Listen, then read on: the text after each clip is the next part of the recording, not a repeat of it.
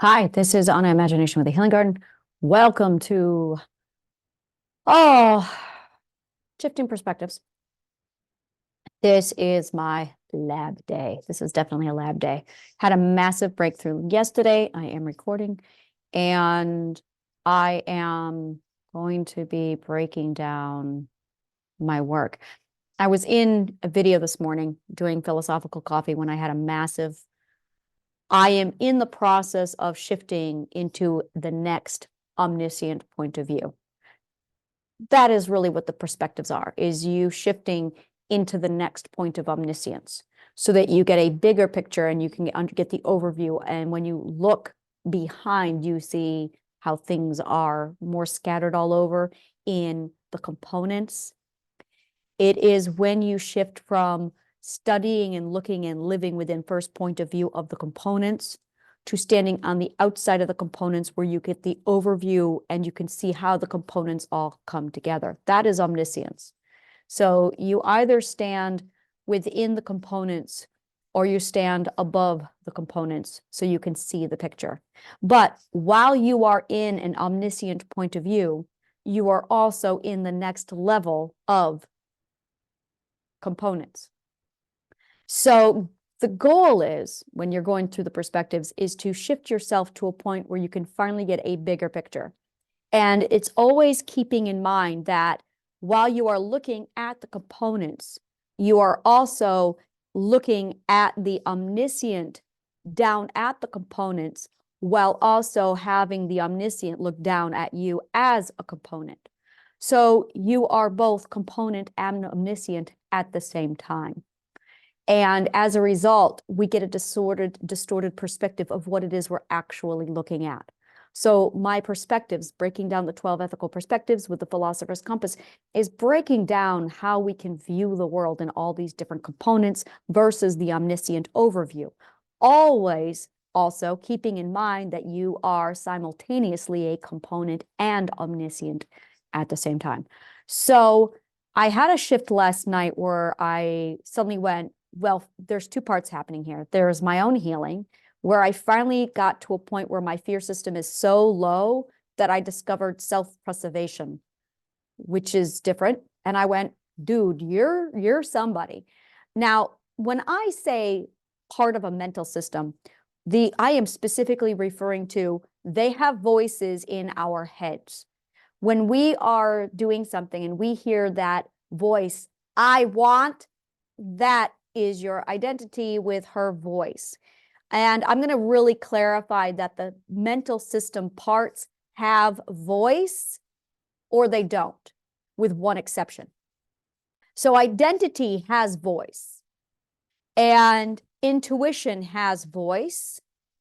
Fear system has voice. Guilt system has voice, but guilt system is the parent is the fear system is the parent of guilt. So I count guilt system as being part of fear. And then ego, conscious awareness, that has voice. And intuition, fear, identity, defense system has voice. And that is your anger. Identity, intuition, fear, ego, defense. 1, 2, 3, 4, 5, 6. Subconscious mind is what I used to call this. But today, on the 17th of January, I officially named subconscious mind as logic. And logic has voice, kind of. Logic is different. And I discovered a new one today, yesterday, which is self-preservation. And self-preservation has voice. But it is very clearly, solidly independent from fear. And the reason why is because, because self-preservation can coincide with logic and love. Fear cannot. Fear is 100% void of love. which is why I'm going, yeah, fear and self-preservation are not the same thing. Self-preservation can coexist with identity and love. Fear cannot. You cannot have fear and love at the same time. They are absolutely in contrast, whereas self-preservation is compatible with love and logic. Fear cannot coexist. Fear is incompatible with logic and with identity. But it is compatible with anger.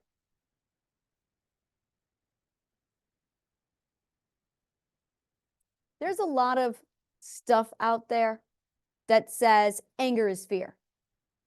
And I think I still have some of that in the programming, because when I just said that, I went, well, that's logically wrong. No, fear and anger are two completely separate things. Anger is good, fear is bad. Okay, and that contradicts what I've said all this time about emotions not being. Fear is toxic. Anger is very productive when used the right way. And anger, how we use our defense system, is 100% reflective on our education level. Now, so self-preservation is new, and it's clearly a different entity than fear altogether. A good emotion that comes from self-preservation is caution. Is self-preservation part of my defense system? It must be. Interesting. Interesting.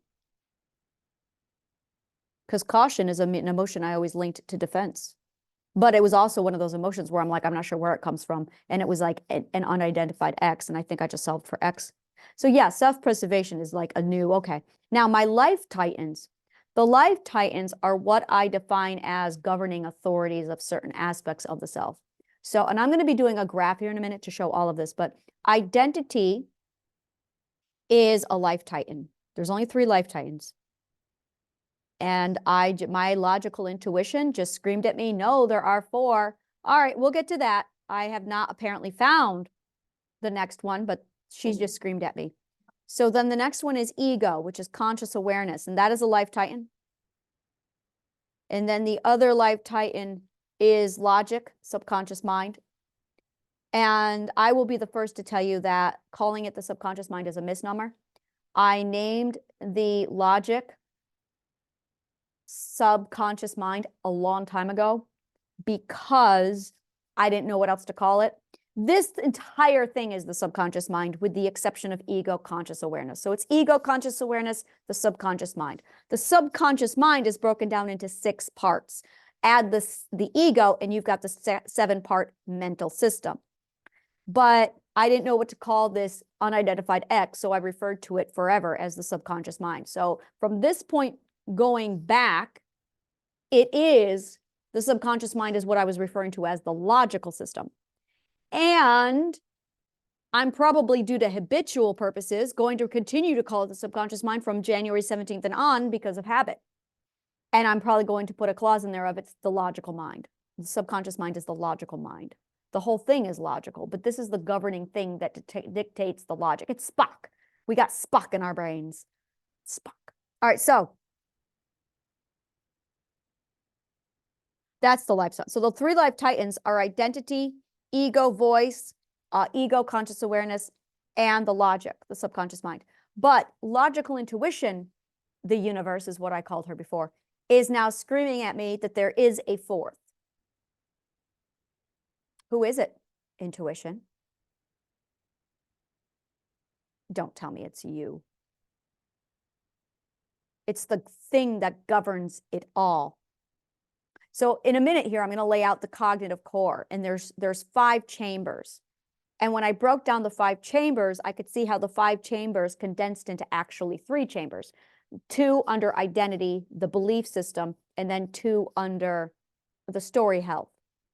But now I'm starting to see how it all fits together on a bigger picture, and I'm going, oh, there's 2 here, there's 3 here, there's 3 here, and there's 3 here, and I've got another 3, which is the integration of all of these into a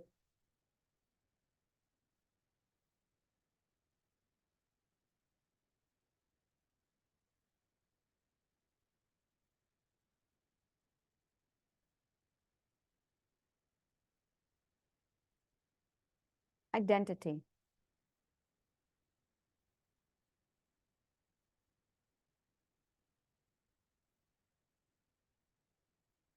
And this is where we're going to begin. This is why I'm here, is to write out the graphs on my whiteboard. So instead of me writing this on my paper, I'm going to just do it right here.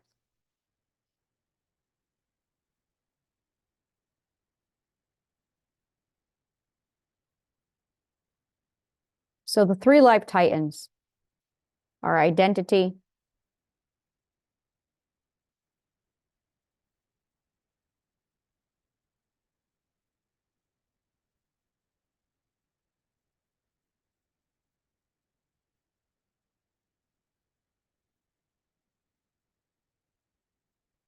so I was referring to this as the subconscious mind. So this is the logical mind. And under this, I'm going to refer to it as subconscious mind because people who have been involved in my work for a while are going to be looking for the subconscious mind. So I might be stuck calling the logical mind the subconscious mind because it has two roles. So here you go. And yeah, ode to Freud. All right, so,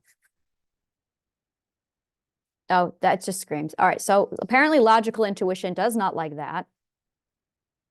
Now, whenever you have anything like this, the three of them integrates. And when they integrate, they create a new point of origin. Now, in this lineup, identity is the point of origin. And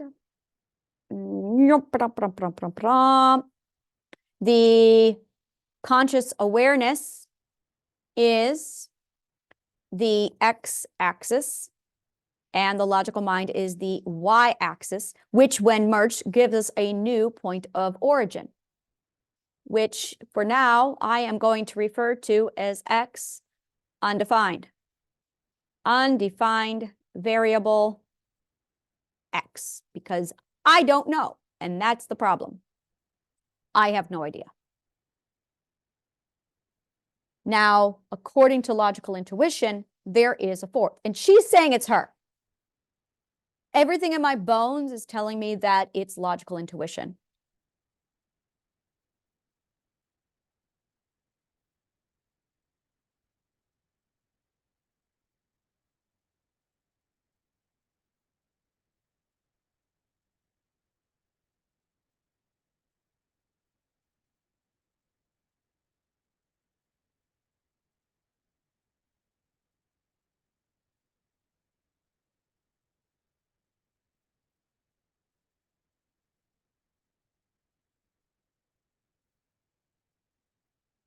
Trust plus justice plus empathy equals love.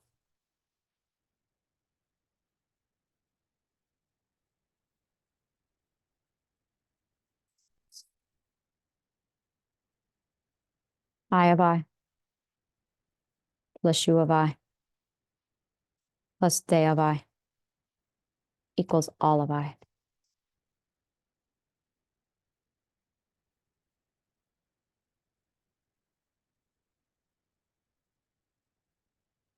Identity plus conscious self plus logical self equals omniscient self.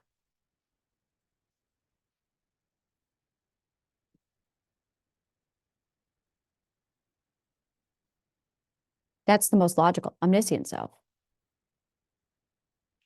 It is the integrated self, which asks the question, is logical intuition the omniscient self?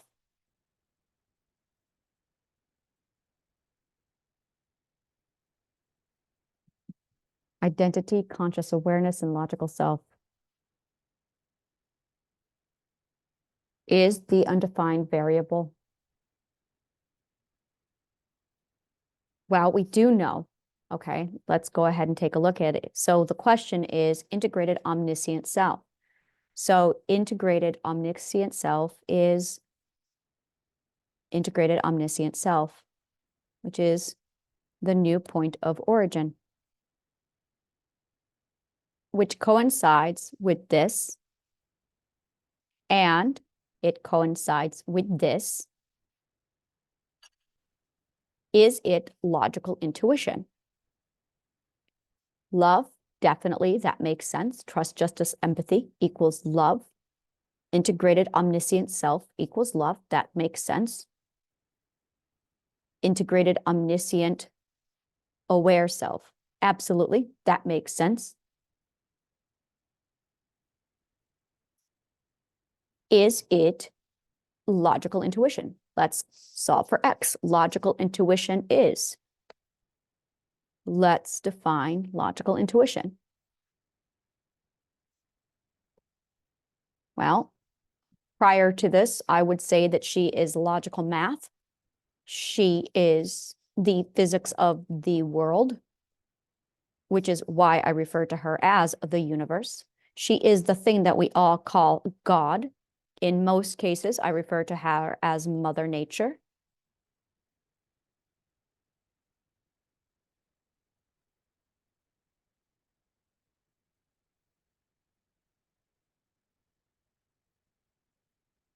But it asks the question again, is logical intuition, oh, this is the same questions I've been asking from day one. Are we God, or is God us, or are we all the same? Logical math, physics of universe, God.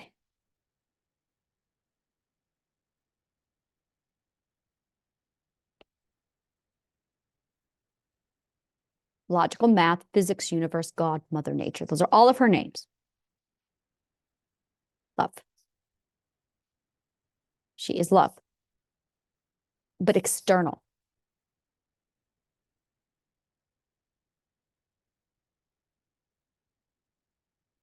That is how I define logical intuition.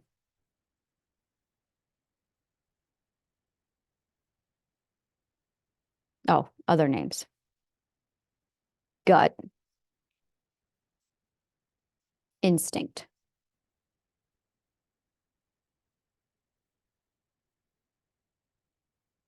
Now, I do know that identity, conscious self, logical self integrate to the omniscient, aware self. But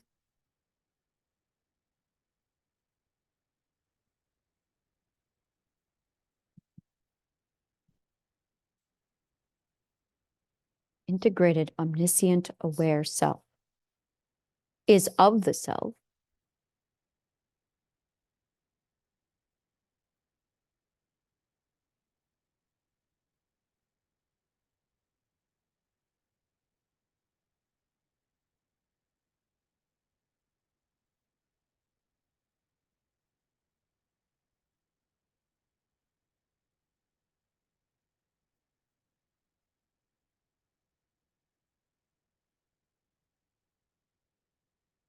You're part of this world.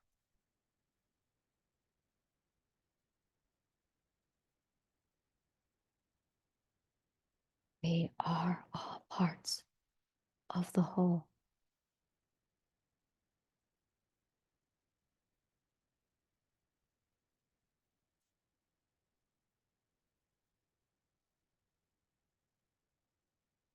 Parts of the whole. Parts of the whole. Parts of the whole.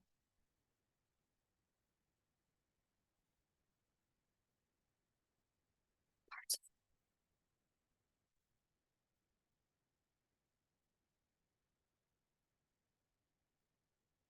the external parts.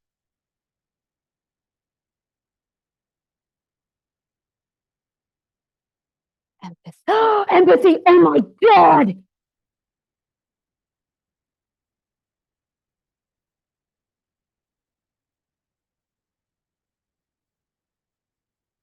Oh my God.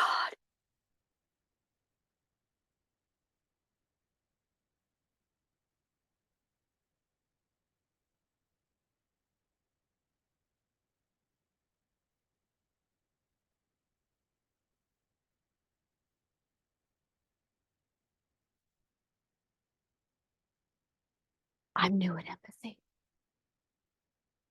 Empathy is the door to the external.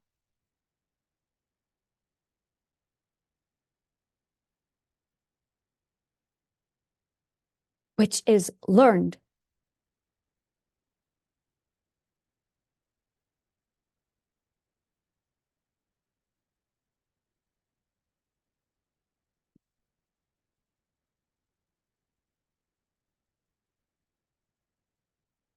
That's why it's so separate from us. It's empathy.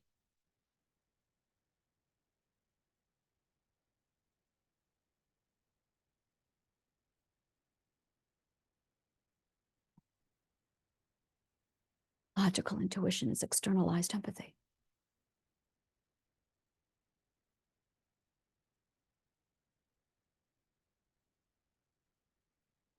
When you shift into the perspective of another, you become the other.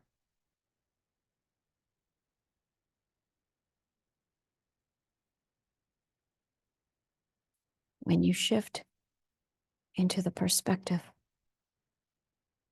of another, you become the other.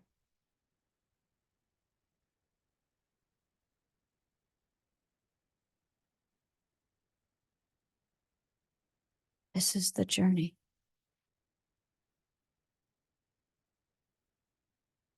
To becoming the all.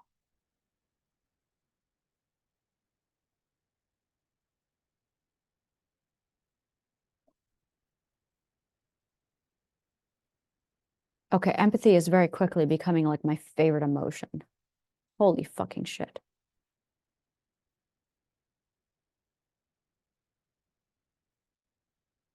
Inconclusive.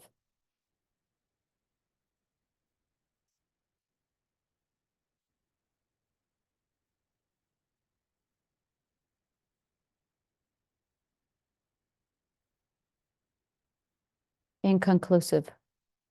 For now, I'm going to call it inconclusive. I require more data.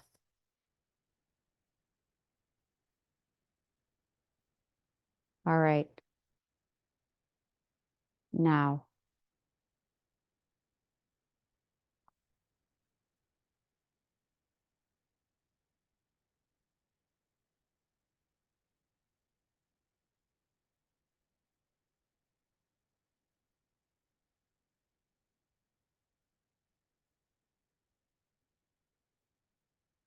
Okay, I'm going to go ahead and call this first sketch draft to define the fourth life titan.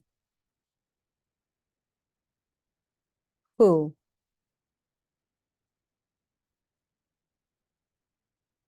intuitive logic insists exists. And logically, I concur. So that's what this is. This is the first sketch or draft to define the fourth life titan. Who intuitive logic, who intuition,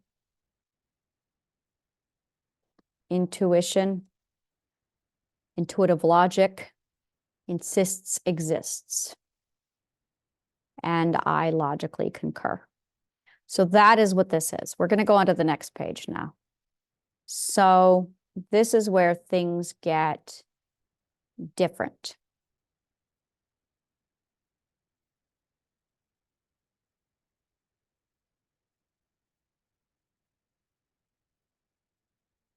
Okay. Now, this is the cognitive core and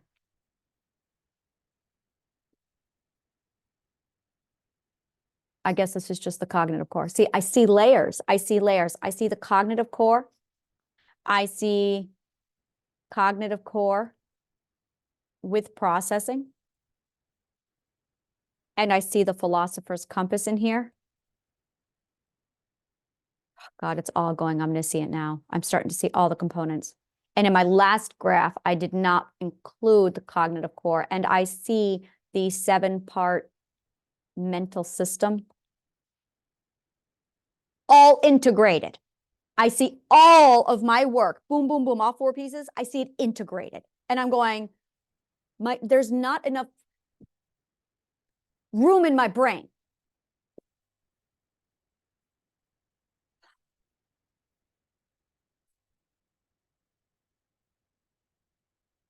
Usually when I span out and I see graphs, I see math, astronomy, physics, I see time, I see dimensions. This is the first time I'm seeing my own work. And I'm going,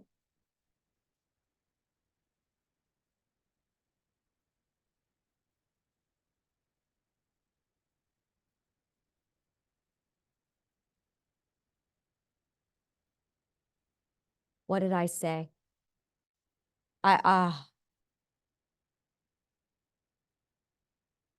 Omniscient components.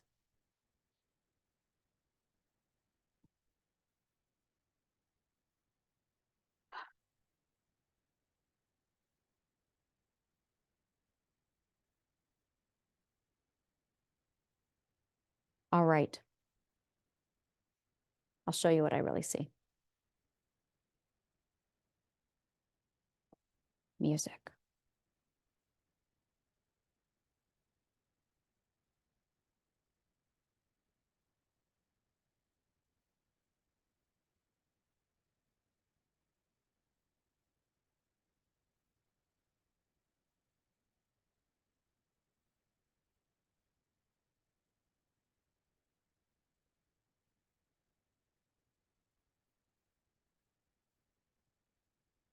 Nope, wrong way.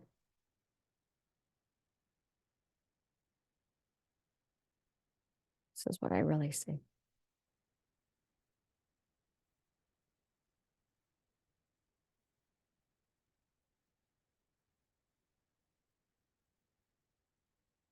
Oh, I don't want that.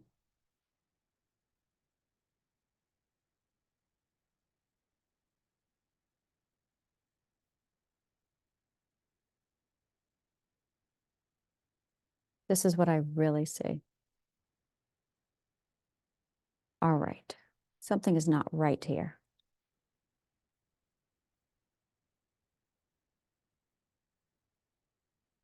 Music.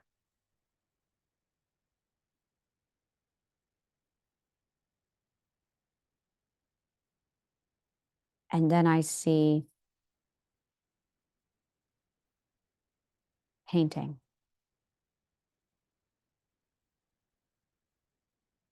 And then I see sculpting.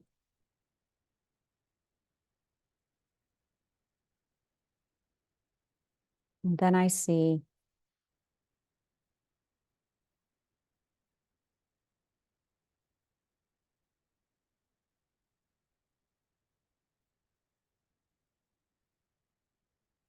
cleaning.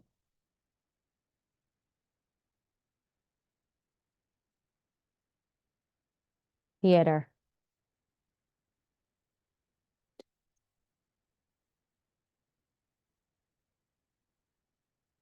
Writing.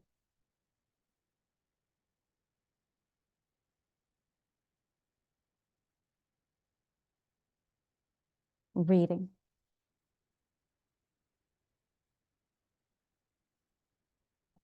Physics. But specifically, frequency.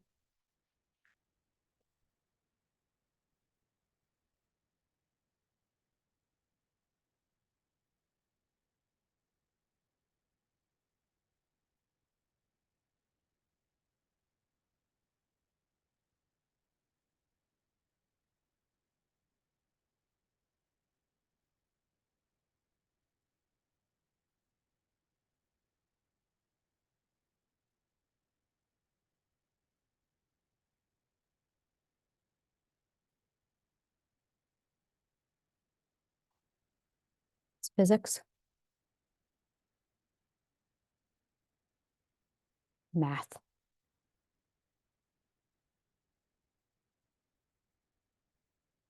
Geometry.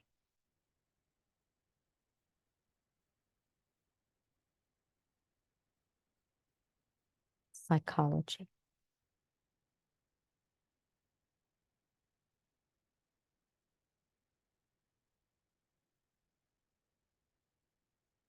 Back to physics.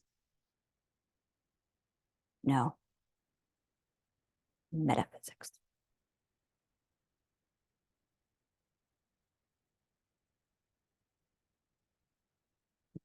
So, I'm following it.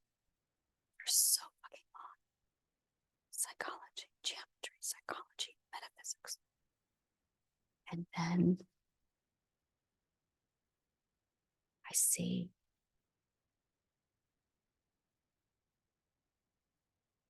chemistry.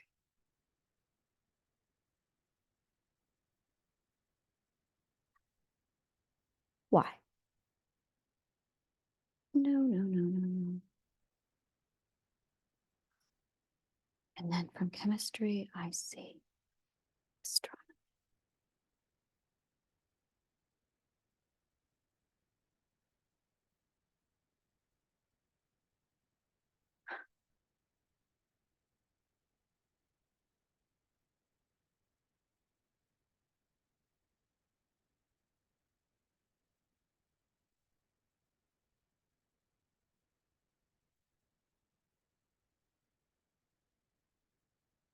Dimension.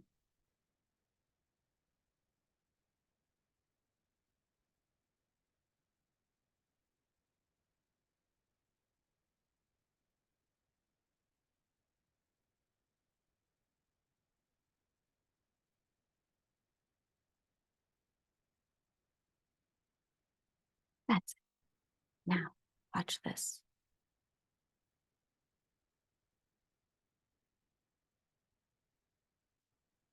Teach.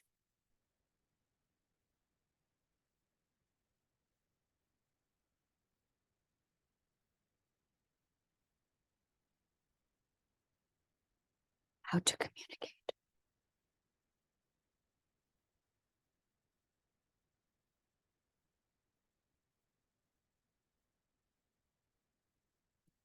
How to explore.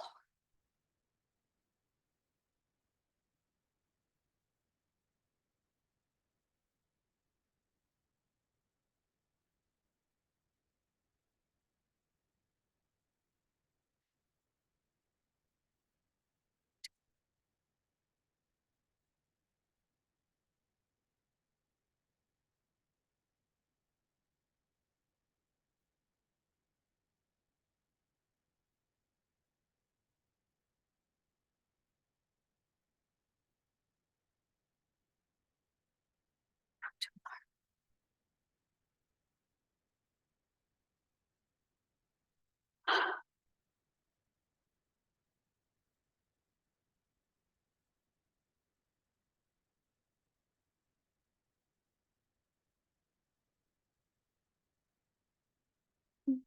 learn.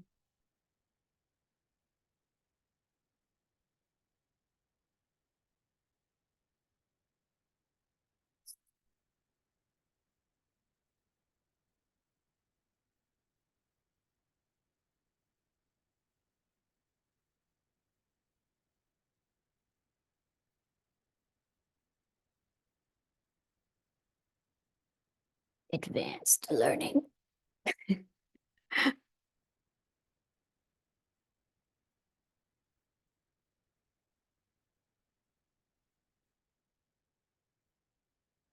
Welcome to the big picture. These are the summation of education. It's all learning. Philosophy is not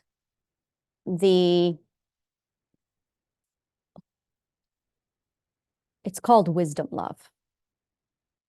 And it is the summation of all knowledge. It is also referred to as interdiscipline.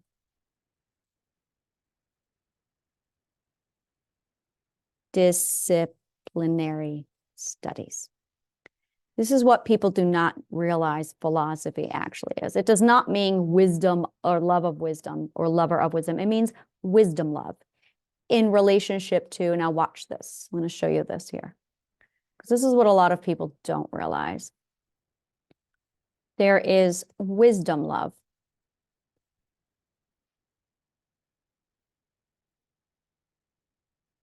And then there is romantic love.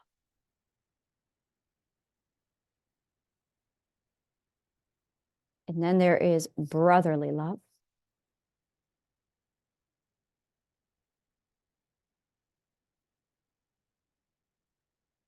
And then there is,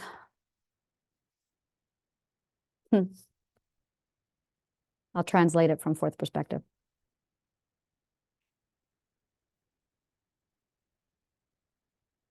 Are you ready?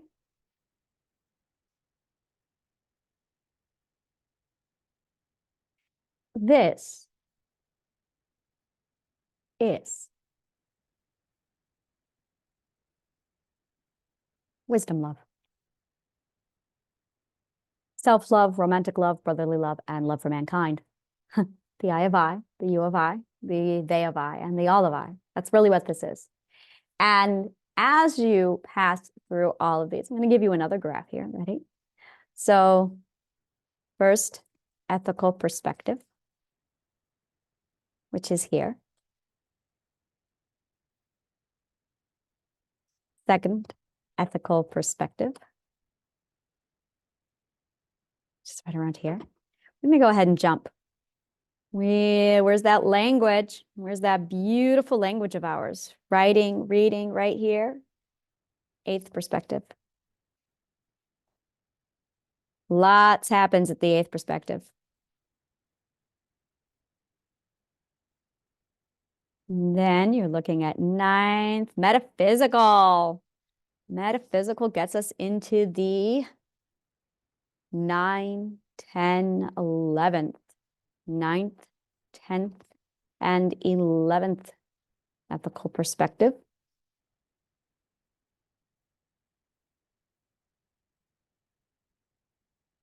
Which happens right around here.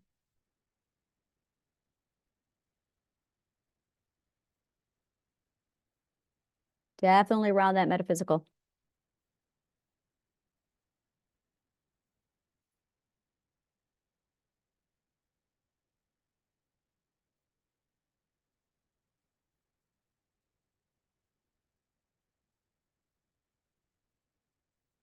And then to conclude, right here, we get into the something is wrong. 7, 8, 9, that's why. 10th, 11th, and 12th.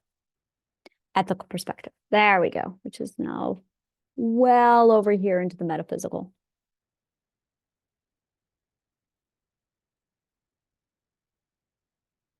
There you go. Now, you're going to immediately say, well, wait a minute, this doesn't align. And the reason why it doesn't align is because human beings interfere. That's why. Human beings interfere right around here and on. That right there is where human beings start to interfere, literally right around here. And this is the problem, is it's that human element is we get in our own way. There's no other way to really, yeah, it's truly, there we go. Right here is where it all goes wrong. Because this is where human beings start to interfere with our growth and they think they know better. Now, I, because of my trauma, separated myself from this. So I am an example of education without interference. This is what happens when people don't interfere with education. It was weird because it's the only thing, well, I isolated myself in my room to keep myself safe. So I was completely cut off from any and all interference in education. And as a result, I was able to reach the same conclusions without any interference. So it is literally around this age, which is truly our second and ethical perspective. We do a lot in the very first years of our lives, and then suddenly we stop. And then literally, and every single person I have spoken to says it's the same answer. Second grade. At the second grade, that right there is when children, people start to hate education. What happens at the second grade? Well, at the second grade, forced education every time. And because they have forced education instantly, and it aligns, it absolutely aligns. So there is like this divide that occurs right here in our mentality. It is right here where as soon as this occurs, this line, I'm going to go ahead and change this up a bit. This line is really where the divide happens. It is when we start to interfere with education and it derails it. So, and sure enough, it aligns with the ethical perspectives, which is where a lot of people have abuse, is these first three ethics. The third ethic is where we receive a lot of abuse. And sure enough, you can see how our education completely gets derailed. Now, self-love is what is being learned at this stage. I'm going to go ahead and show you this part. So self-love is learned here. This is just the first ethic. This is just the first ethic. If you go through all 12 ethics efficiently, by the time you are 12 years old, you should have the first ethics. So here, let's go over here for a minute. So self-love, you should be learning by 12 years. 12 years. Romantic love will put you at 12 to 24. Brotherly love, 24 to 48. And love for mankind, 48 plus. Had I not had 20 years of being a shut-in because of my trauma, oh my God.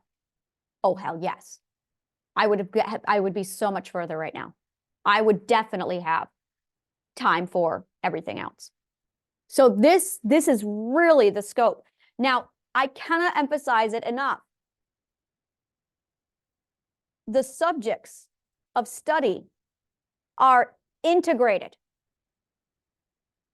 They are ladder learning.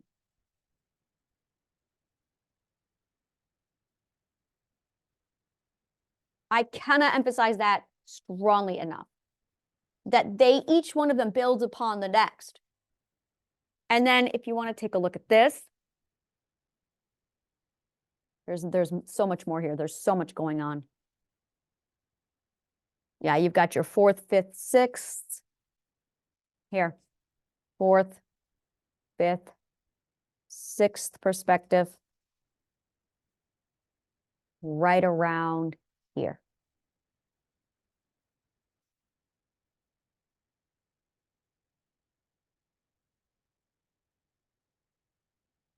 Yeah, this is it exactly. And every one of these elements has a higher frequency. Every single one of them has a higher frequency. So if you were to look at the physics of each one of these, the frequency, this one is higher frequency.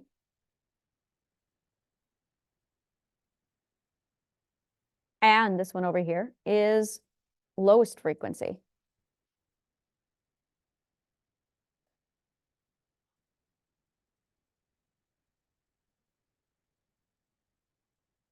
So that's another massive element that's taking place here. So you've got your ethical perspectives of growth. So when I'm putting together, and that's exactly my point, is the reason why it's starting to come together. Instead of seeing math, psychology, chemistry in the big picture, instead now what I'm seeing is, oh, here's all my work, and my work is now becoming the omniscient. So now I'm going, oh, it's all condensed now. Does it repeat? I think it repeats.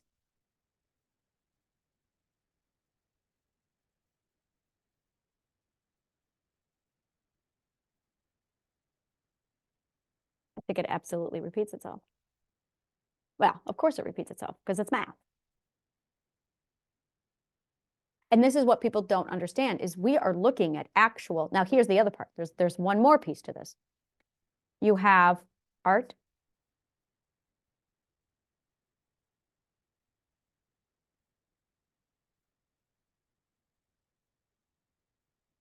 science,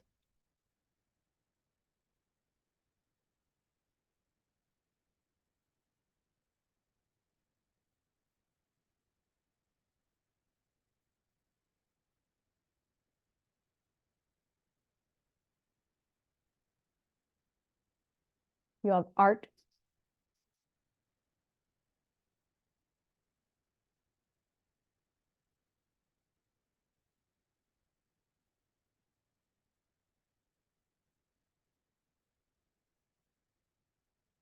I'm going to translate this for you. Art is the creation. I'm going to go ahead and see if I can't color code this.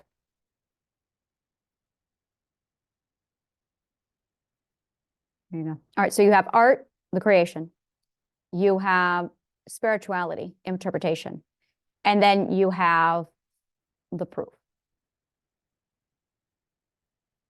And under spirituality, you have your faith in intuitive logic. Faith in logic. No, faith in self. Faith in self. So you absolutely have faith in self. And this is this is exactly the roadmap I follow. I feel it first. I always feel it first. And then, using the communications, ironically, I translate it. I try and identify it. Identify the feels.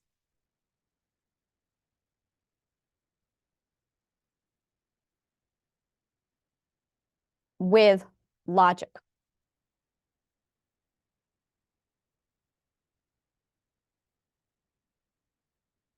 With logic, word of math. Math is communication. So there you are again, where you've got the feeling, the art, the creation. And then it moves over into the how to communicate. Identify the feel with logical words, math. And that also coincides with spirituality, interpretation, faith, and self. Then I seek out the proof. I look for the physics and the geometry and the math to further prove my work, which coincides with the last stage of the science and the proof.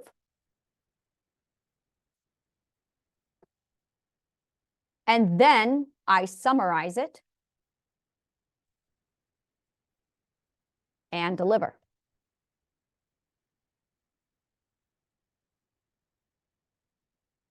In conclusion, so here, the feeling and the art, I could easily argue that that is the thesis. And then I've got the body of the work, which is the communication, which is the identify the feelings with the logic. And then I have in conclusion. All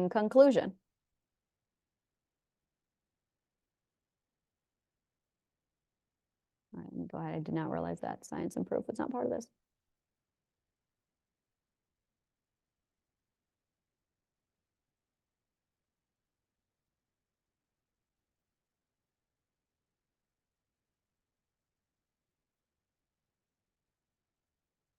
This can go back and forth so many different ways. There are so many layers here.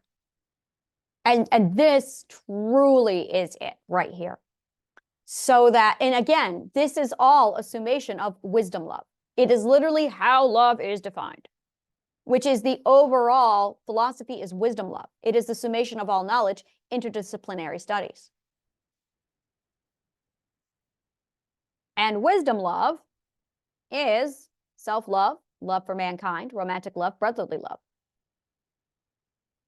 And this process, I mean, this is it right there. So it just keeps cycling back over and over again. So every time I talk about a perspective shift, what I am seeing, if I really want to talk about it, is what I see is the intuitive logic upgrading to the next level. That is truly, like if I were to sit down and say all of this, that is what it is. Every time, so a perspective shift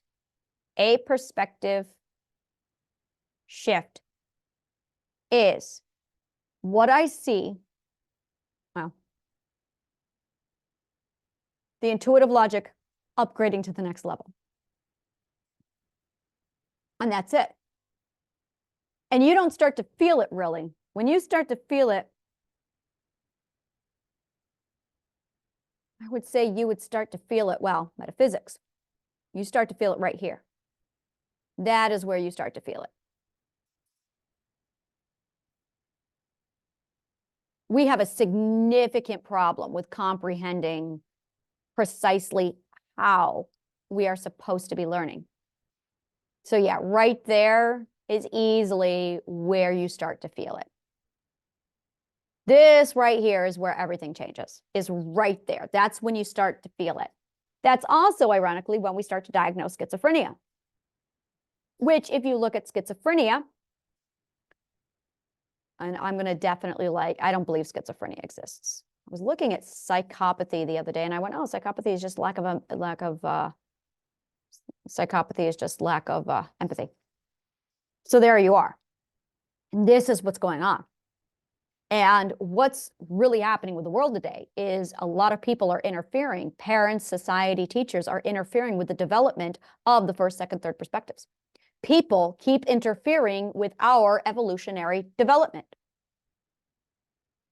People, and I'm going to emphasize here, parents, family, teachers, government, society,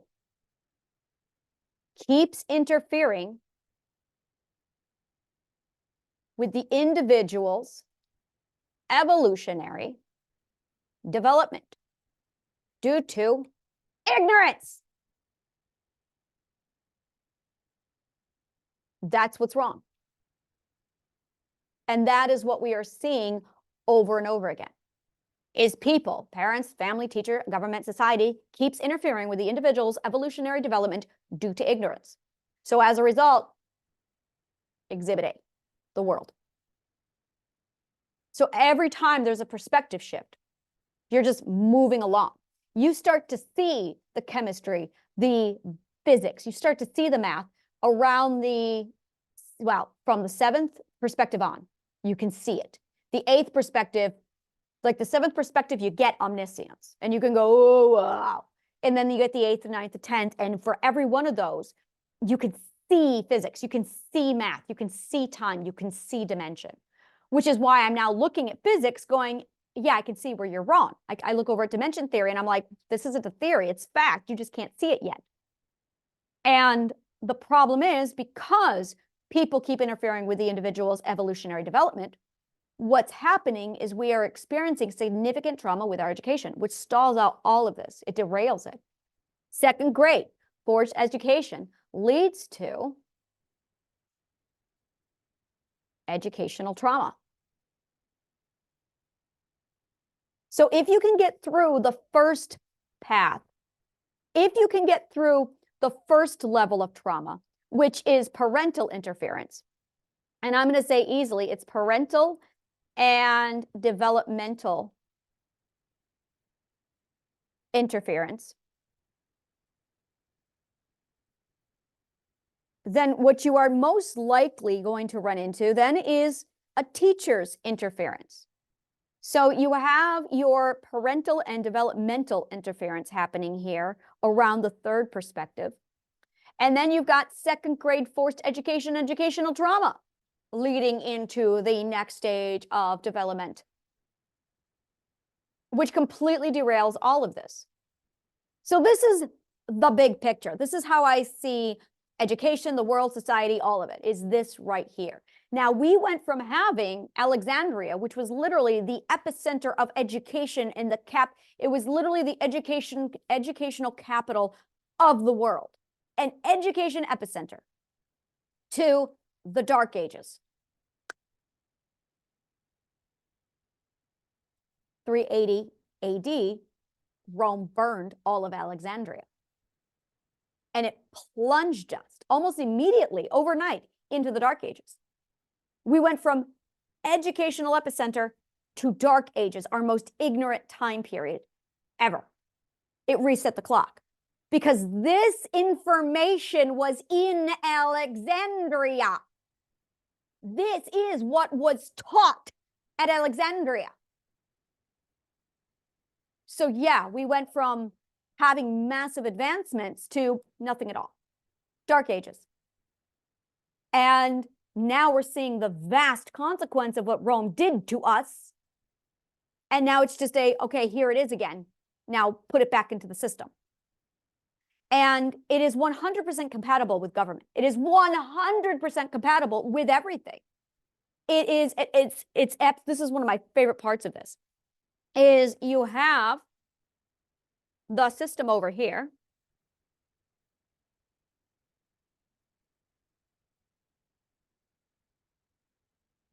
And then you have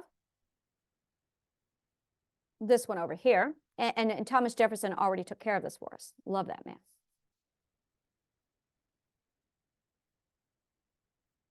You have the self-governed and you have the system, the governed. I already experienced this. When I have a legal problem and I call the police walk in, they have 2-minute conversation with me and they go, oh, you're education, you're learned. And then they immediately submit to me. I explain the situation, but I'm immediately the one in authority because I'm of a higher education. I experience this each and every time I speak to a police officer, a judge, anybody. Because the moment they hear that I'm educated, oh, you have higher authority than I. Same thing with doctors. As soon as they hear me speak, oh, you are more authority than I am. And they immediately submit to me because I'm self-governed. It's already instinctive inside of ourselves. So it's not a revolt, let's take down the government. We don't need that. We absolutely need them because there's people who are not ready for self-government. Oh, good God. We need to coexist. And this is where the ethics of the whole thing is called integration. Integration is the rule here. Again, philosophy. Why? I don't want that. Let's try that again. So it's integration. That is the rule here. It's integration. And then over here, it is the summation and integration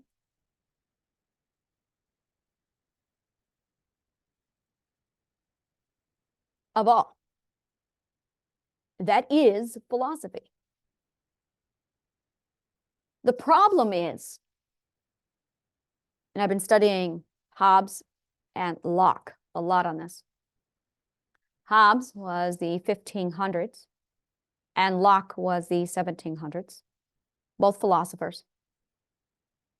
And they only could foresee third and fourth perspectives. And boy, does their politics and their philosophy reflect that. Holy shit, does it.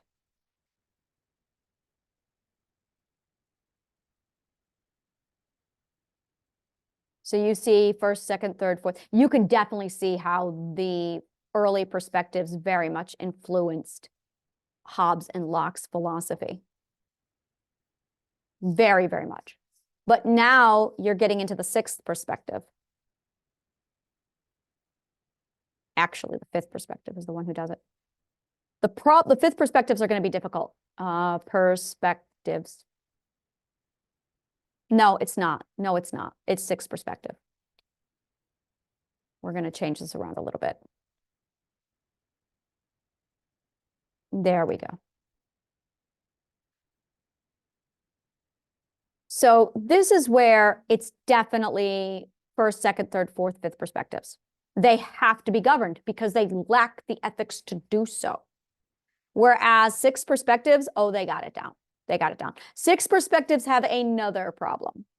Six perspectives, self-sacrifice and lack boundaries. That is the problem with the 6 perspectives.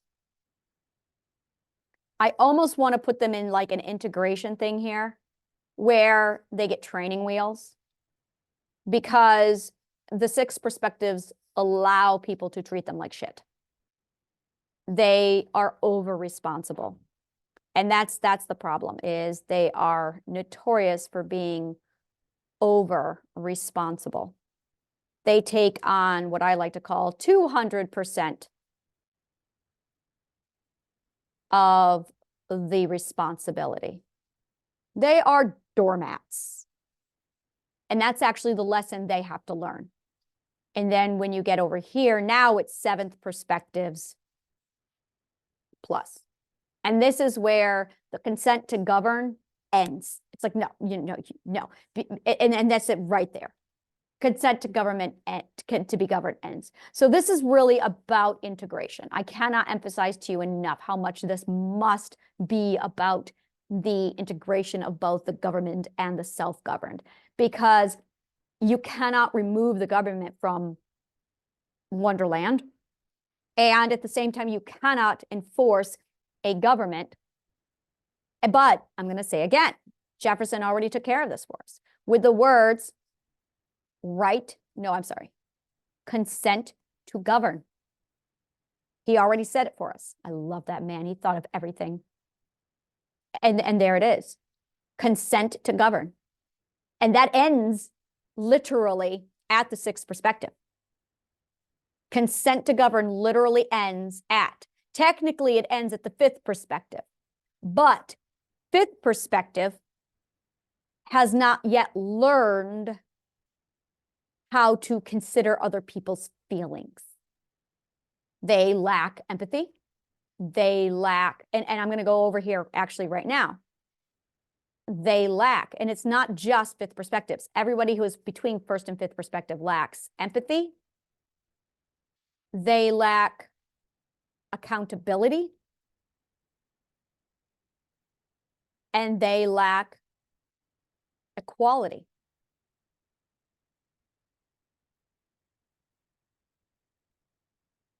These are the ethics that do not come until after.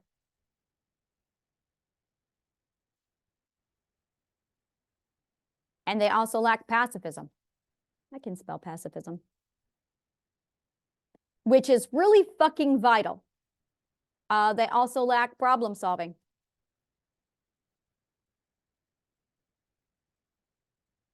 There you go. There is the summation of your foundationals. And this is truly what I call them, is foundationals. It's because they are the foundation of a culture, foundation of the self. Now, over here with the self-governed, they have empathy, accountability, equality. They are pacifists, and they problem solve. Absolutely. These are all the characteristics of people who are self-perspective and higher. 6th perspective, and this is where 6th perspective differs. 6th perspective differs because of the equality. They prioritize others over the self.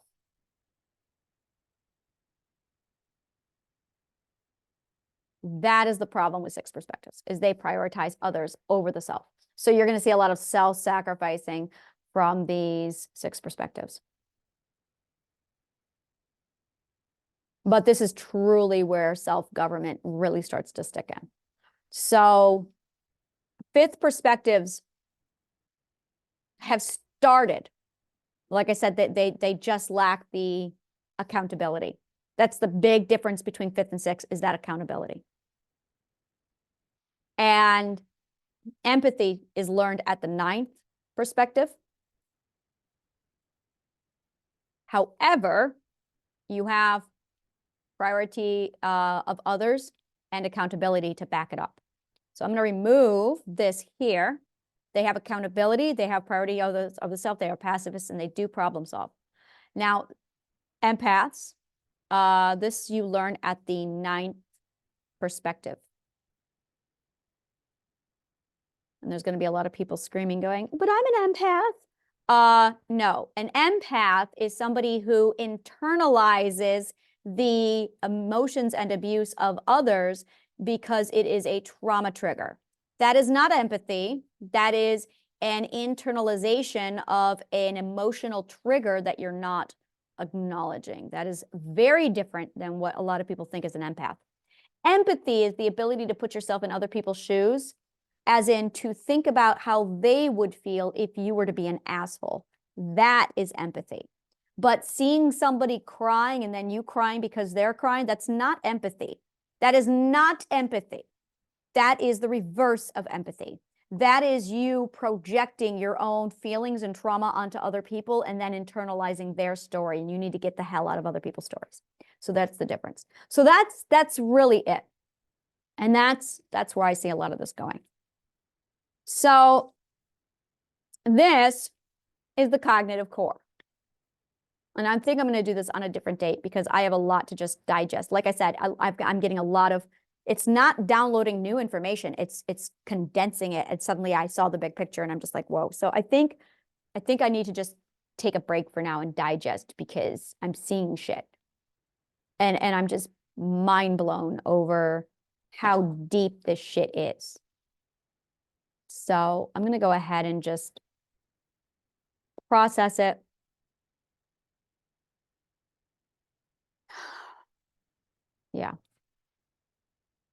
Yeah, process it and go from there. And I will just do the accumulation of the cognitive core later while it's mind blowing. Thank you so much for your audience. And may the kindest of words always find you.